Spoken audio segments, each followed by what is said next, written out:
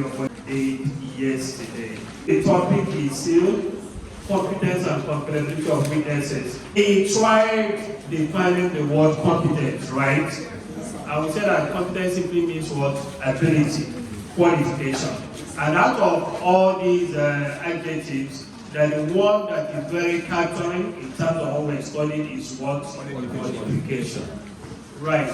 That when we look at section 175 of the Evidence Act, which is the qualifying provision, we discover that there are two arms of qualification there. The first arm qualifies everybody, and everybody is qualified to be a witness in any law court in Nigeria. But the second arm now made it conditional, that it is not automatic, in that if you're a child, you must not have this inhibition by way of tender age. If you are an old man, you must not have the inhibition of senile dotage.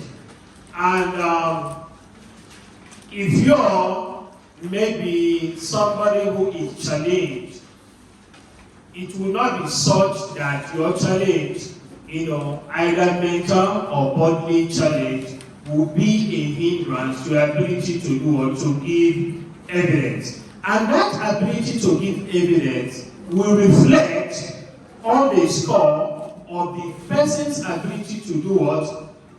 Understand questions put to him, and then go on again, give rational answers. Right. And I had even wanted to say, is it possible that somebody can understand questions put to him, give rational answers, and still not be competent? Is it possible? Yes. Is it possible? Remember yesterday I said that competence in this way does not mean ability to give evidence accurately. It doesn't mean an ability not to be impeachable in your sentences or statements you're giving. It does not mean the ability to withstand every attempt to make you contradict yourself. Do you understand? So, but we are looking at this text. Test of, does he understand the question? Can he answer questions rationally? Now, apart from this test, these two tests, do you think these two tests are enough? That's just my question. And then put it in another way, section D's require these two tests discussed. So the discussion here is not just going to be the term, yes, this is what it is, you will do it like this, you will do it like that. No. It simply means that you're going to be what? Critical in the discussion, evaluate it. So do you think that these two tests are enough? Somebody just answer, understand the question, he can answer rationally, not intelligently. Do you think these two questions, these two tests are enough to test the competence of a witness? What is the purpose of this test? Let's approach it from that point of view. What is the basis for the test? If you remember the last case I cited, the Supreme Court said something about the test. What the Supreme Court said? The Supreme Court said, it's not about your age. It's not about the situation of your body. But it's about what? That's just what I was asking. I wanted you to remember that dictum of the Supreme Court. And we also did say that when you're talking about this test, there was a time when the rule was that the test must be admitted. It must be administered. Right. I also cited a particular case where it was not administered, and the Supreme Court did what? Voided the proceedings. So which case was that? Sambo versus State. Which case? Sambo versus State. Good. Sambo and the State. And then after Sambo and the State, there was a shift. And I told us the Supreme Court looked at it critically and overruled itself. In overruling itself, what did the Supreme Court say? Raise your hand and tell me. Raise your hand. The judge possesses the discretion to determine whether to administer the test or not to administer it. Now, what do you think are the dangers of the judge not administering the test? What do you think are the dangers? perverting the failure of the judge to administer the test. Because for the Supreme Court to have earlier said it's an okay, you must. Supreme Court looked at some reasons and then later changed. And then my question is, what are the dangers of not administering the test? From my own point of view, I think that when the test is not administered, the one danger is that the time of course is being wasted. But at the long run, you find that the person who is not even meant to stand first. Possibility of wasting of the time of the court. One, I need 5 points. Sir, justice will be denied. You said? Justice will be denied. Justice, how will such justice be denied? I'm not saying you're wrong, but can you throw more light? Okay, That's why I don't like when you're answering questions, you're just doing it in bullets. Just do 1 point, everybody can do that. So rather than asking you to discuss or critically examine, you just say 1 point. You just mention the point and leave it. No discussion, no critique. All right, so throw more light on what you're saying. Okay, for mention the person, the witness is actually abusing the evidence, is mentally disabled, right? So, and the judge relies on those on the evidence to pronounce the judgment. Justice will be denied because that person is actually not competent. So, what you said now was what I had expected you to say that first time you were answering the question. Going back to the trust.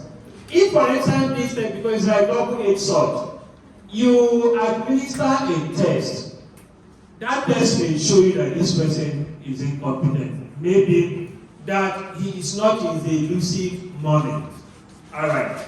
But you can administer the test and the person will appear lucid. But later in the proceeding, he is now talking like someone who is hallucinated. Because you are the judge, you don't know the facts. It's not your business, you're only listening. You go ahead and you are writing. And if the lawyer that is leading him is not doing a good work and just allowing him to be talking, you discover that the essence of that test will be what? Defeated. Any other points? The test takes away uniformity and leaves the judge to make decisions in his views and purposes. Like the test makes this place for uniformity.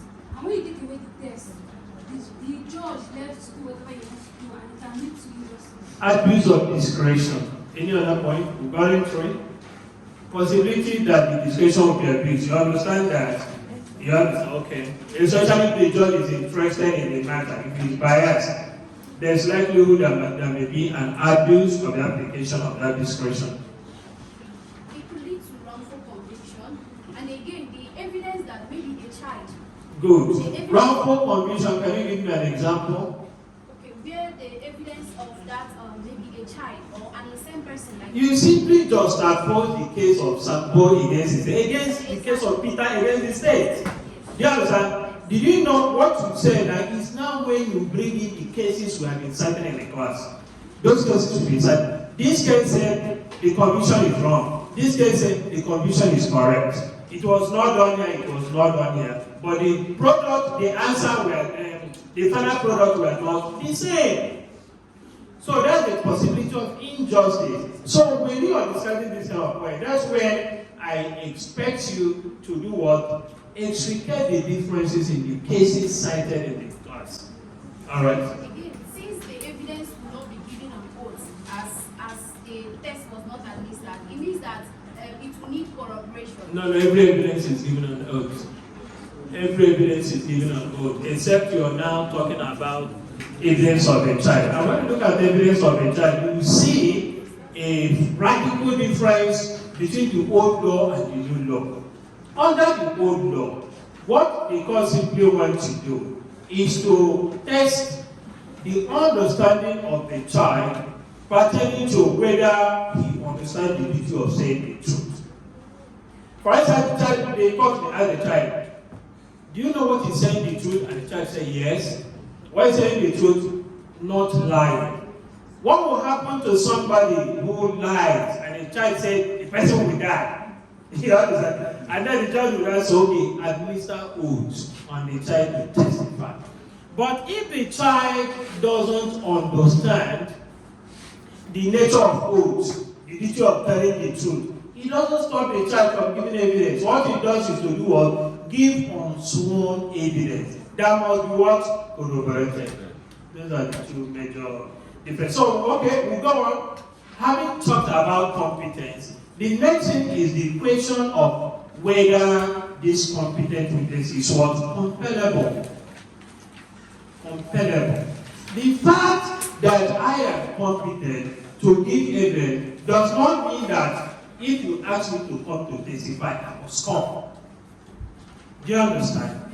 And then we also did say that the question of compellability is purely a question of law. It's not something that resides in your mind. It's not something that the person calling you determines.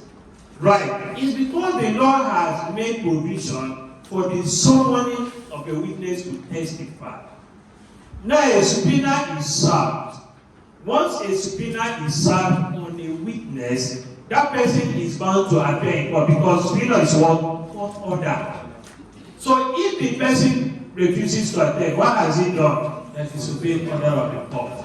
I will be liable to face contempt of court proceeding. It's different from when somebody comes, hey, please come and testify for me. You say I will come, and then later on that day you refuse to go. They are two different things.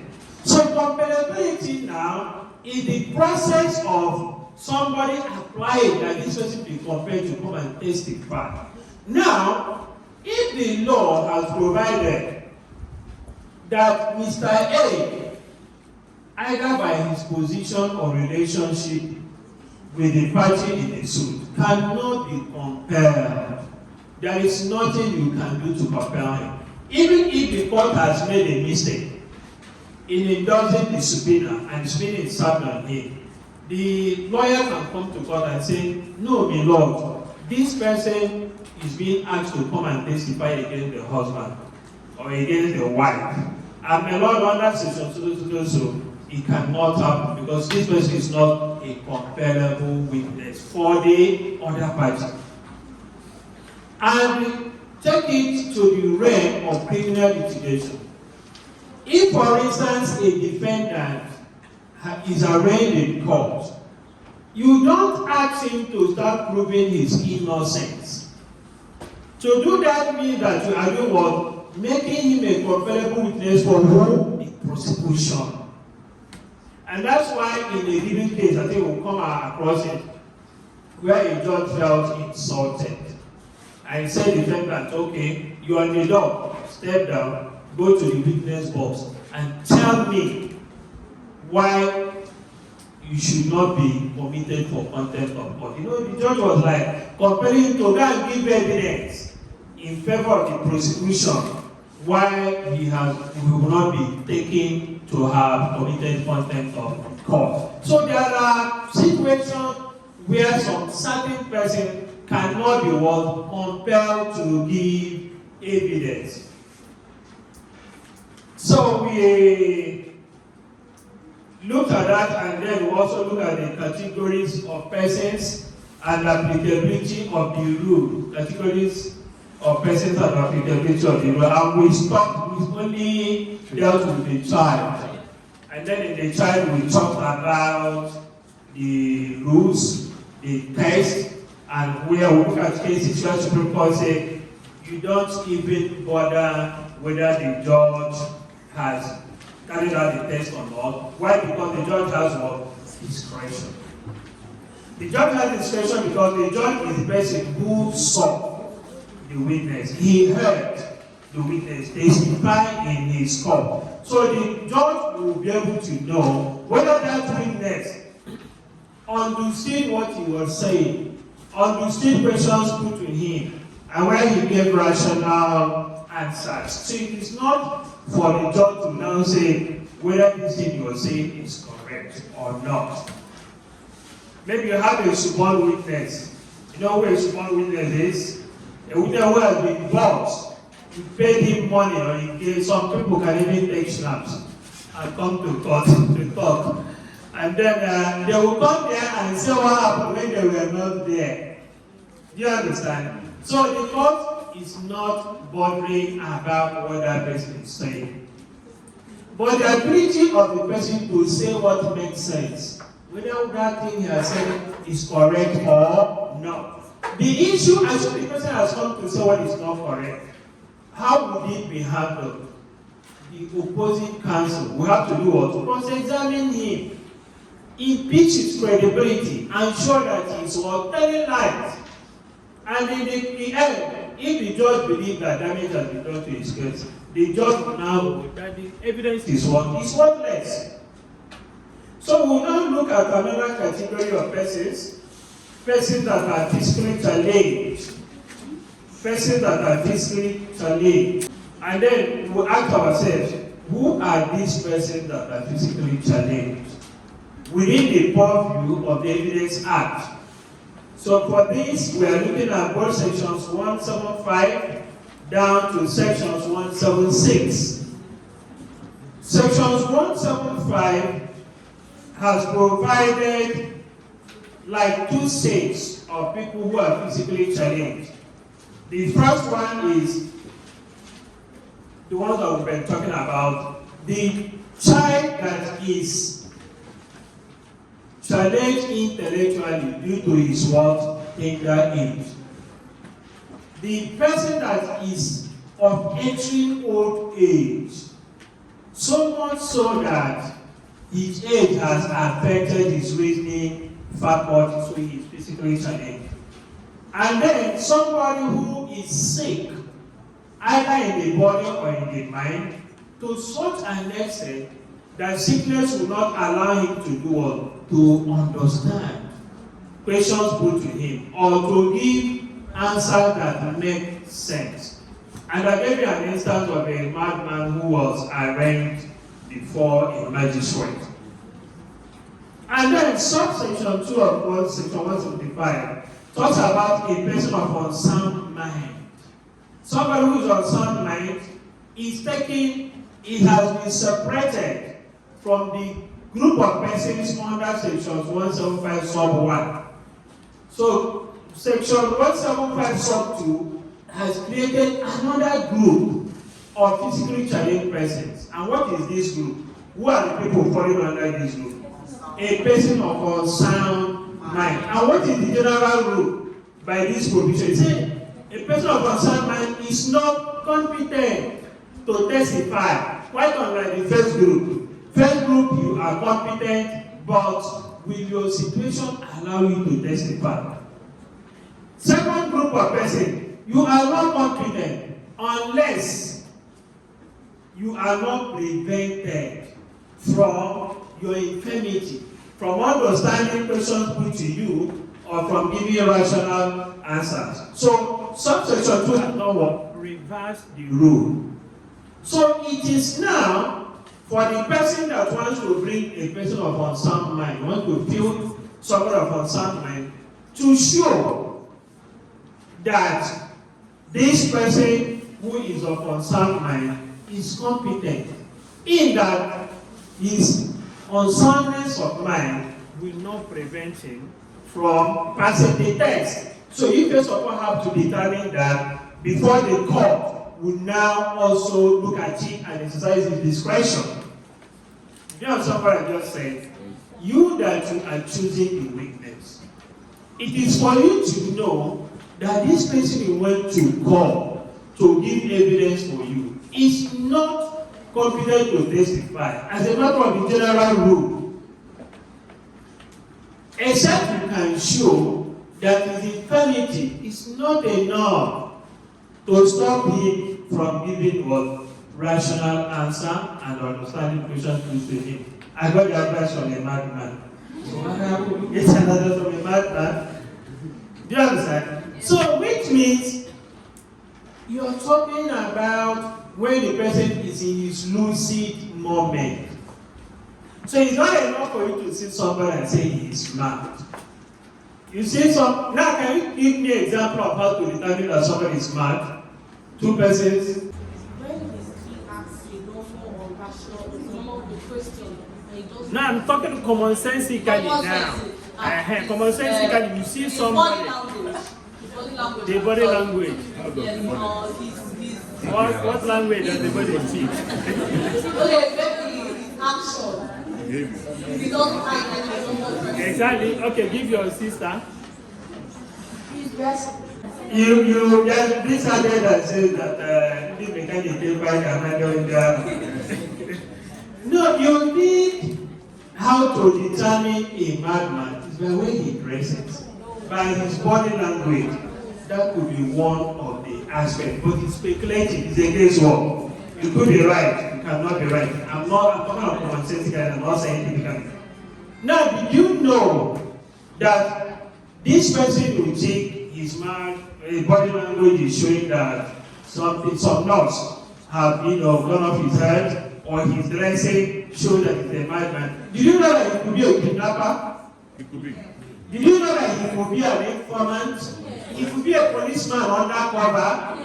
Good. So that alone is not enough for you to determine by the way somebody behaves or by the way somebody dresses. All these pranksters, like that one that I can't stick. I said, if this person hits another person, he has committed a at times these pranksters, they don't even know their limits. They do all sorts of rubbish. So that's by the way. Now again, common sense, that's what you may think. But also, there are people maybe over time, that these people are mentally challenged. You understand? Either maybe the kind of food they eat. If they eat the food, there will be somewhere that you can't be. But when they don't eat the food, they can come down, especially when there is no money to maintain the food, to sustain the supply. You see them behave normally. So some people are not mad, they are only mentally challenged. When you talk about mental health, everybody is a patient of mental health. Everybody, without exception. I'll tell you why. When you have maybe a fracas with your friend, and you are frustrated, that frustration affects your mental capacity. So when let me say, scientists talk about mental health, they are not simply talking about people who are mentally sick as such. They are talking about everybody. You may be in such a situation, maybe you are indebted and you are so worried. That is a mental situation. Somebody comes to you, please, you understand? And the way you just carry the person away from, that is a mental imbalance. See, everybody has it.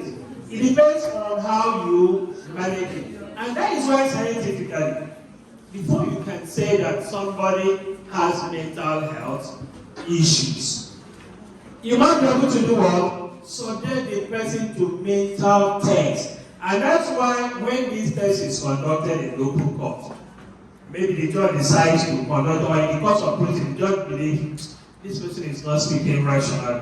What would he do? He would terminate that process and make an order that this person be taken to the psychiatrist. Now, another issue of mental health that you can see in the laws of Lagos State is that the law believes that no sane person can apply the way of the opposite direction. They call it one way now. If you're supposed to go this way, no same person will leave his lane and do the other lane. So when you are caught, you are subjected to what? Mental examination. It's mental health issue. And you even see some people in some cities where you have the pedestrian walkway, you see them drive through there. So that's mental issue. So there are several, and especially if you did psychology as an optional course, you just discover that there are so many classes of mental issues. Obsession is also a mental issue. It's a mental issue. Okay, so one has to first of all be sure. So that's why this test has to be carried out. Why? Because you cannot gauge and say that somebody is of unsound mind. So the general rule is that somebody who is on sound mind cannot be competent to testify. He cannot testify except you show, or it is shown that his mental incapacity will not stop you from doing what? From testifying. Maybe somebody who is always high, smoking something, all those things are in his subconscious memory. It will be facts you know. So when somebody tells you, I got this advice from a madman, it can happen. Do you understand? And that's why maybe in some village, almost in every village, attend a burial ceremony, you will see somebody who has mental imbalance.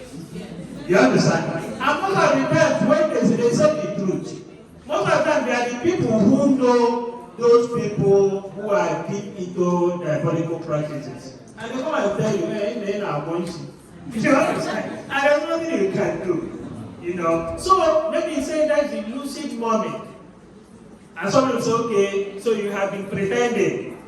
Why are you saying that you have been pretending? It's because he has said the truth. You know? Right, we'll move on from there. We'll look at section 176. Sub 1 says, a witness who is unable to speak may give his evidence in any other manner, in which he can make it intelligible, as by writing, such as writing, by giving of signs, but such writing must be written and the signs made in the open court. Then let's link it to sub 2. Sub 2 said that this evidence shall be deemed to be oral evidence. It shall be deemed to be oral because it's done in your presence. Now, this is another class, or the last class of people who are challenged, who are physically challenged. Somebody who is dumb. He is physically challenged because he cannot speak. You understand? But it does not mean that if he knows you, that he doesn't know you. It does not mean that there is nothing in his head. But the challenge here is that he might have seen what happened, but we find it difficult to communicate with you, to tell you why he cannot be able to do what? To speak, to tell you what happened. I'll give you an instance. Something happened at where we're doing something, and Chief just went there and started cutting the rods from one structure to the other. And then after cutting the rods, they will throw it over into the bush with a view maybe packing it in the night. So when they left, the young man who saw them went there and packed the rod, took it home, maybe gave sign to the other brother. The other brother now called the vigilante. So they laid in wait. So when those 2 or 3 boys that cut the rod, look at the rod already standing on a building, waiting to be planted, they cut it. So that was how those people were caught. Why? Because the dumb person saw them. Right. So what this place is saying is that a dumb person is what? Is a competent witness. But because you cannot test him under section 175, you allow him to do what? Give evidence in any manner that he can communicate and make it intelligent. Either by writing, by giving of signs, or by interpretation, other means. So you can test him under section 175, but under section 176.1, he is what? He is competent to testify. The only thing is that you have to find a way to, relay what he is saying to the court, and as well as the parties, so that the parties will do what? Understand him. And that will definitely be maybe by giving of signs. And there are people who are learned in science. That so much so that maybe when the dumb person is making a sign in the court, they will be interpreting. Because what a sign means to you may not be what it will mean to me. Maybe at times I may even be carried away. I may not even notice what they are doing, and I cannot record it. So for me to record the proceedings, we may need an expert who will also in turn do what? Communicate back to the dumb person. and have the third person's information relate to the court. So let's talking about persons who are physically challenged. Now we look at spouses of parties to a suit in court, to a civil suit in court. Spouses. So we look from 178 to 180, but look at the vital points here. 178, starting with 178 of the Evidence Act, section 178, says, subject to the exception applicable by virtue of section 165, we look at it. In all civil proceedings, the parties to the suit and the husband or wife of any of that party shall be competent witness. Competent witness. The question is for who? Naturally, if your wife has a matter in court and you are sense of the facts and you can give evidence that will help her, you become what? A competent witness to testify for her. Right? We are not talking about the opposition now. You become a competent witness to testify for her. But you can only become a competent witness to testify for the opposition if you are what? Compellable. If there is any provision of the law that says that you can be compelled to testify for the opposing party. So what is the exception? So we'll go back, section 165, before we continue. It says subject to it. Section 165 says, without prejudice to section 84, it's taking us to another place, of the Matrimonial Causes Act, where a person was born during the continuance of a valid marriage between his mother and any man, or within 280 days after dissolution of the marriage, the mother remaining unmarried, the court shall presume that the person in question is the legitimate child of that person. This provision is saying that the wife or husband of a party in a suit is a competent witness. And that goes back to talk to us about what? About marriage. And it's making reference to section 84 of the Matrimonial Causes Act, which simply means the mother of my child without more is not my talk now.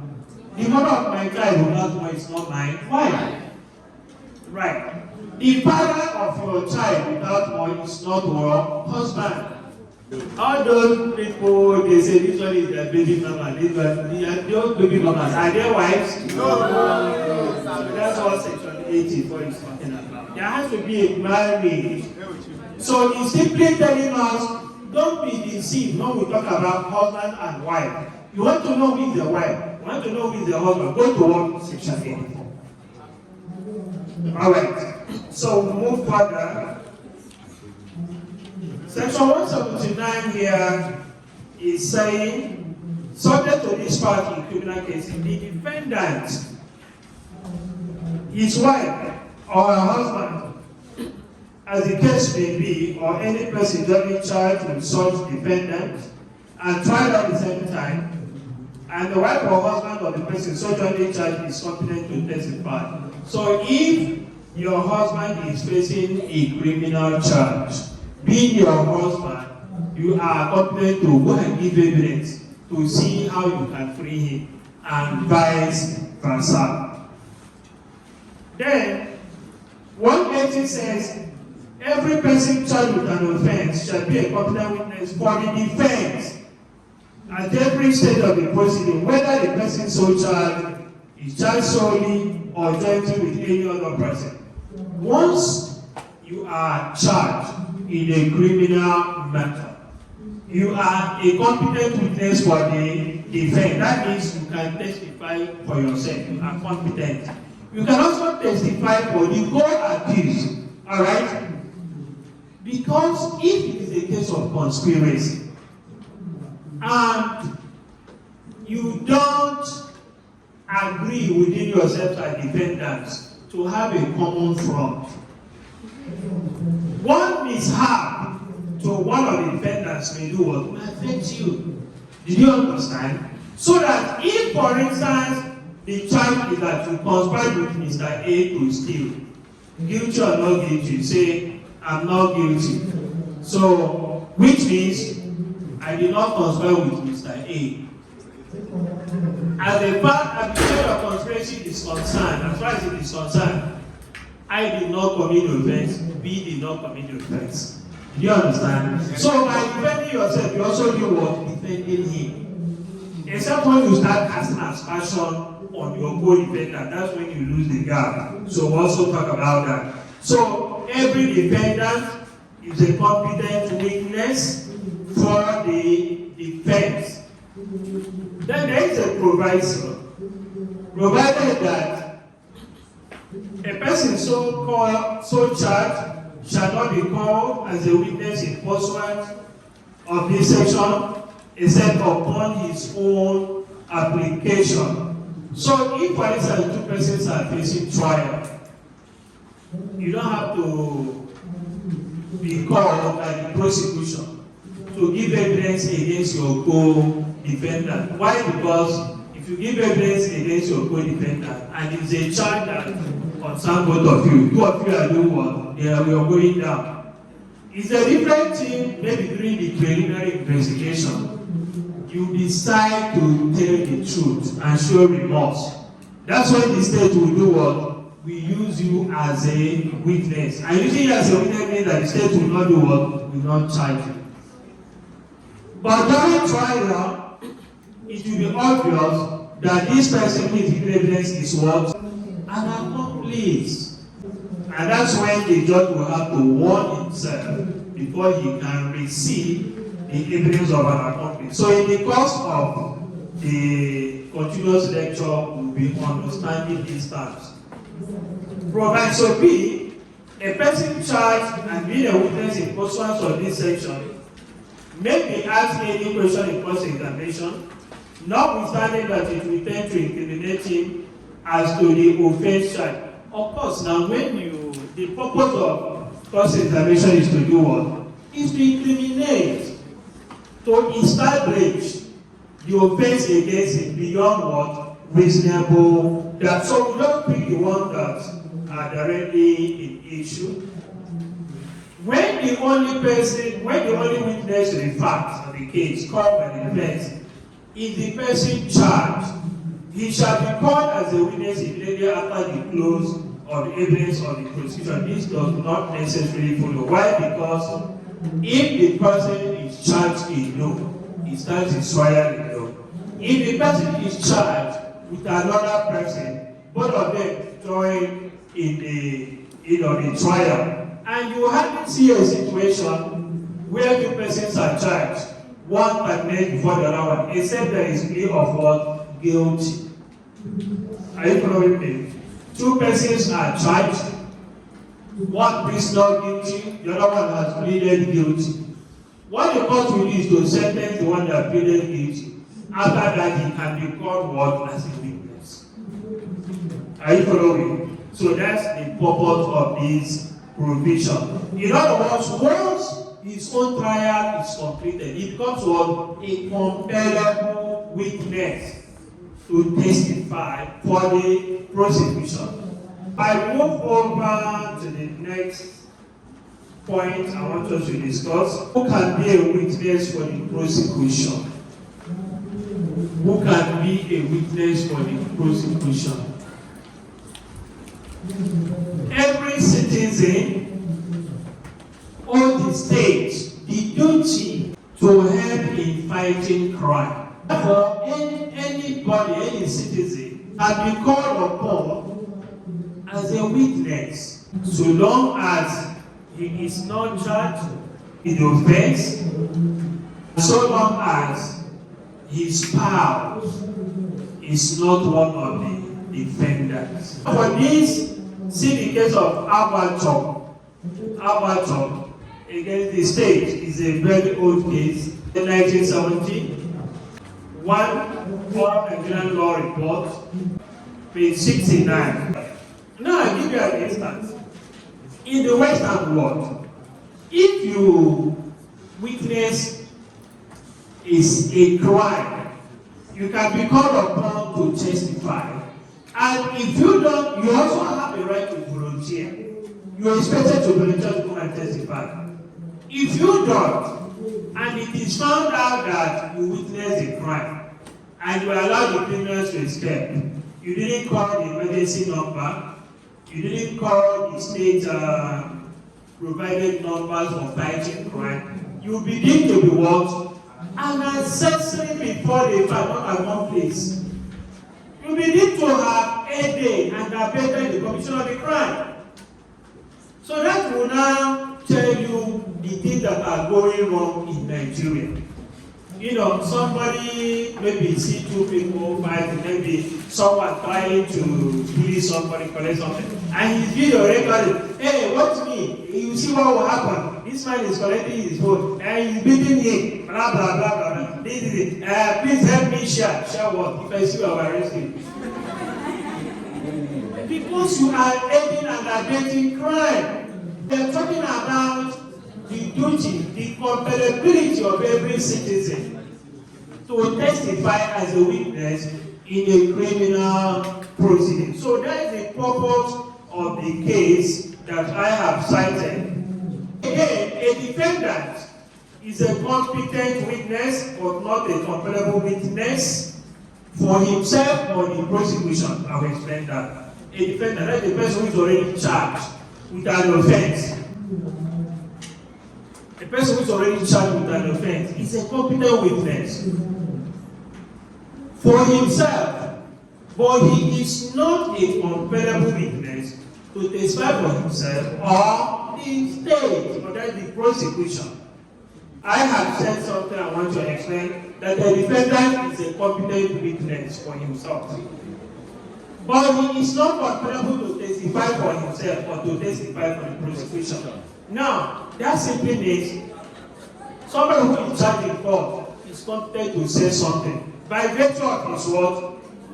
Presumption of innocence. And secondly, the right to fair hearing. So he should be allowed to say something. But you cannot compel him to say something.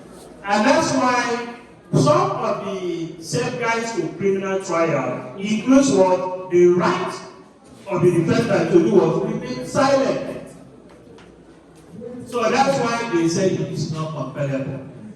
Now, the right to remain silent, if it is not properly interpreted and carried out, will lead to an absurd conclusion. The right to remain silent, somebody will simply say, you are accusing somebody that he did something. Why would he remain silent? What kind of right is that? That simply means he may decide not to say anything, but to rely on the case of the prosecution, and then in the end, make what is called no case submission. If he succeeds, that's good for him. But if he doesn't succeed, he can now re-exercise his right to say something, to enter into defense and do what? Defend himself.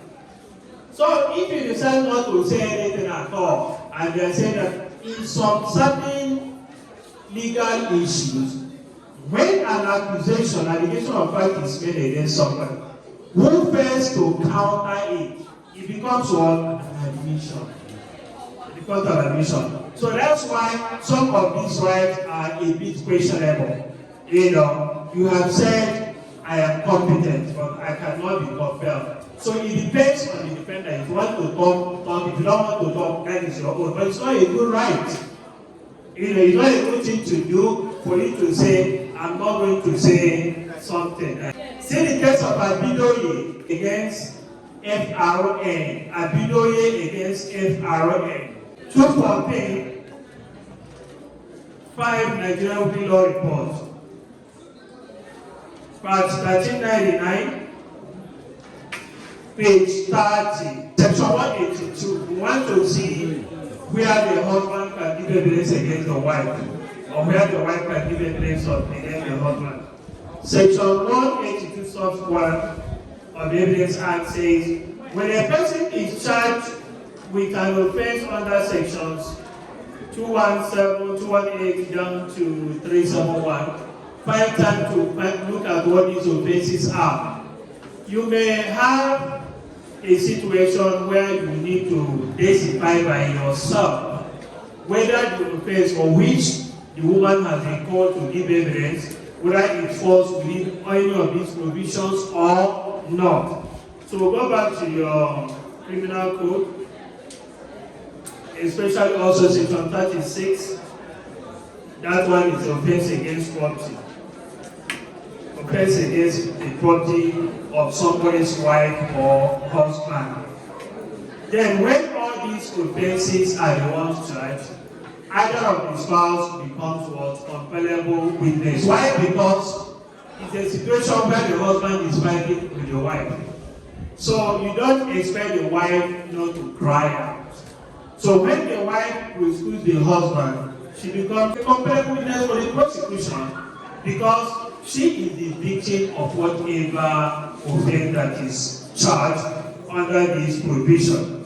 Section 183 says that no one is bound to answer any question if the answer of it will, in the opinion of the court, have a tendency to expose the witness or the wife or husband or witness to any criminal charge or to any penalty or conviction which the judge regards as reasonable, likely to be preferred or sued for, provided that the person charged with an offense has been a witness pursuant to the Navy Act and is bound to answer any question in cross-examination, notwithstanding that it tends to incriminate him. That's a different thing. So this section 183 is simple.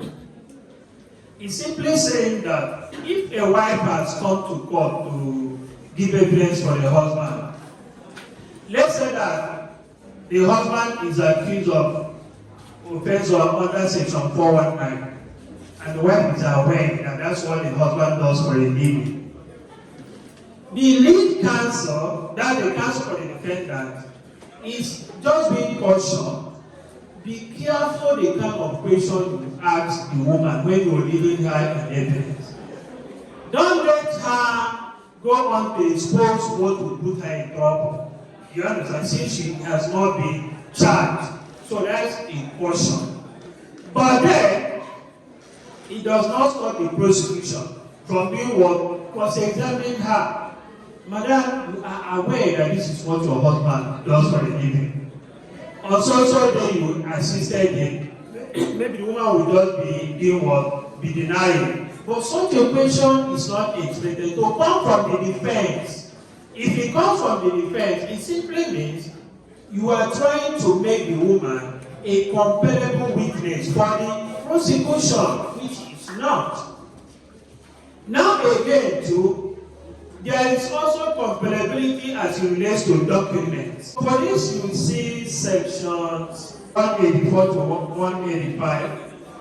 184 says, no witness who is not a party to a suit shall be compelled to produce his title deeds to any property. So when you read it, they are very, very clear. If an action does not concern you, nobody will compel you to go and produce your document after you're not a party to a suit. So it is very commonsensical. 185. No one shall be compelled to produce document in his possession which any other person will be entitled to refuse to produce if they were in his possession, unless such last mentioned person consents to the production. It's simply saying that if a document in your possession is such that requires consent to be produced, let's say I am holding a document belonging to this my brother. Maybe I'm holding his certificate. I cannot, because I'm in custody of his document, I'll produce it. No matter how wicked I am. This provision doesn't allow such a thing to happen. So that's what he's saying. Except, first of all, I have obtained his consent. Even if you serve me subpoena, duces to the code, for me to produce it as against subpoena duces and testificatory. I cannot do that because it is not my document, or it is in my custody. I have got to do what? Get his consent before I can do what? Take that. In other words, if I'm in custody of the person's document, the document is not my own, I am not a compellable witness to do what? Produce it. So that's the long and short of the grammar there. And then finally, section 1L says, the parties to any proceeding instituted in consequence of an adultery, and the husband and the wife of the parties shall be competent to give evidence in the proceedings, but no witness in any sort proceeding, whether a party to them or not, shall be liable to be asked bound to answer any question tending to show that he or she has been guilty of adultery unless he or she has already given evidence himself. So this one is simply saying it's trying to protect witnesses who may volunteer to come and give evidence, probably in a divorce matter, predicated on the ground of adultery. A witness has the right to be protected. This provision is one of those provisions that is out to protect the witnesses. So if a witness has come to show that the woman has committed, the man can't commit adultery legally. But if he has come to show that the woman committed adultery, the witness cannot be asked questions tending to show that herself had in the past committed adultery. In other words, if you ask that question, it will be taken as an aggressive question that is obnoxious and will not be permitted to be asked. So that's what that thing is talking about.